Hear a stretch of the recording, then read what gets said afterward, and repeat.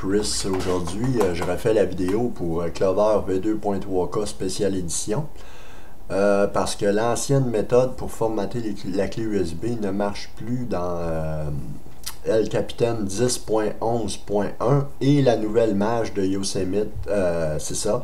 La dernière mise à jour qu'il y a eu de Yosemite 10.5, la mise à jour de sécurité, là. Ben c'est ça, les installers de ce type-là, ici, comme vous voyez, qu'est-ce qu'on utilisait avant ici, là, vous voyez le menu? Bon, mais ça, ça ne fonctionne plus présentement dans le nouveau OS X El Capitan et dans le nouveau OS X Yosemite.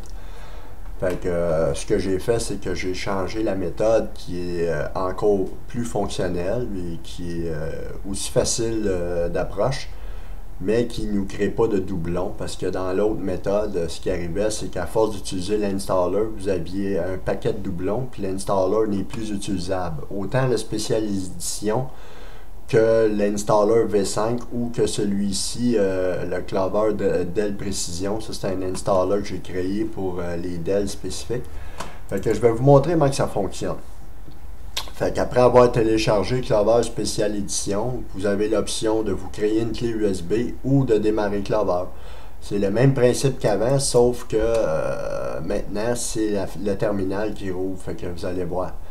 Fait qu'on démarre l'installer. Ça ici, ça ne change pas. C'est la même fenêtre que vous aviez avant. Ceux qui ne connaissent pas, je vous invite à lire comme il faut.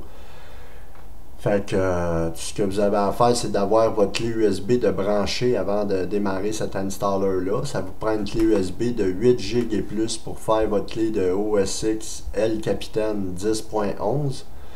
Une clé USB de 16 GB et plus, désolé. Et si vous avez un disque externe comme moi de 500 GB en USB, ça va vous prendre 4 minutes à peu près faire votre clé USB.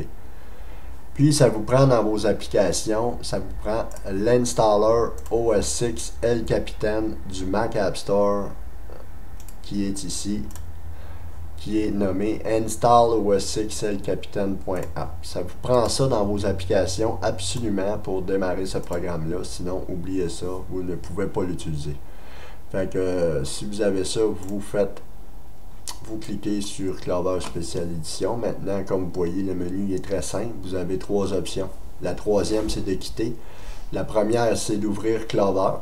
Ça, vous allez devoir le faire après quand vous allez sur votre système pour installer Clover. Puis la deuxième option, c'est de se faire une clé USB. Fait que, on va choisir l'option 2, c'est ce que je veux vous montrer. Fait que je tape sur 2, voyez-vous, c'est Installer va formater votre clé USB en une seule partition. S'il vous plaît, déplacez dans la fenêtre votre volume, ensuite appuyez sur Enter. Fait que moi, je déplace mon volume dans la fenêtre et j'appuie sur Enter. Voyez-vous, le disque a été renommé disque automatiquement. Fait que là, on me demande de taper disque en majuscule D-I-S-K. Je fais Enter. Je retape D-I-S-K. Et je refais Enter. Maintenant, je dois taper mon mot de passe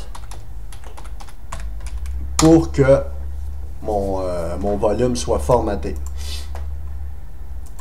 Voyez-vous?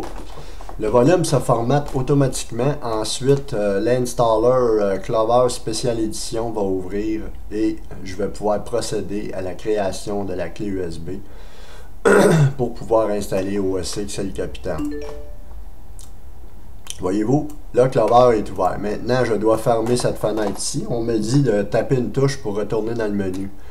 Je tape une touche et je tape la touche 3 pour quitter. Fermeture, Clover V2. Fait que je ferme ça. Édition. On ferme le terminal, on n'en a plus besoin. Maintenant, on a notre installer Clover qui est ouvert. Fait qu'on fait continuer, continuer.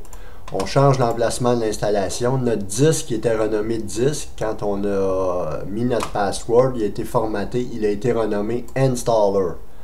Maintenant, on choisit Installer pour la clé USB. On fait continuer. Et on rouvre le menu personnalisé. On coche l'option Installer OS X El Capitan. Cette option vous permet de créer une clé bootable. Et voilà. Et ça dit que vous devez avoir l'installer OSX.app dans vos applications. Maintenant, vous vérifiez ici, vous êtes bien sur Installer. Fait que vous choisissez le mode que vous voulez. Moi, je choisis Clover pour ma carte mère qui est une carte mère UFI. Fait que je viens cocher ça ici. Les thèmes, je les prends tous. Les drivers 64 UFI. Je prends CSM Vidéo, Data Hub et je prends OS6 Apsio Fixed Driver 64. Et voilà. C'est tout ce que j'ai à prendre pour ma carte mère à moi. Fait que j'installe ça, puis il va s'installer dans la partition FI en mode UFI. Si j'aurais eu une config avec pas de carte graphique, simplement le processeur qui est, mettons, un i7 4770K comme le mien, avec l'Intel HD 4600, si j'aurais pas eu de carte graphique, j'aurais venu cocher cette option-là en plus. Ceci m'aurait donné un config pour simplement utiliser le processeur de ma carte mère. Et voilà mes amis. Fait que je fais installer là-dessus. Je mets mon mot de passe et la clé USB va se créer. Ça va prendre à peu près, je vous dirais, entre 4 et 5 minutes. Puis moi, ben, je vais vous revenir juste avant la fin de la création de cette clé-là. Voyez-vous, le processus il est en cours. Fait que je vais revenir juste avant la fin. Bon, voilà. La partition FI vient de monter. L'installation de la clé USB, elle est pratiquement complète.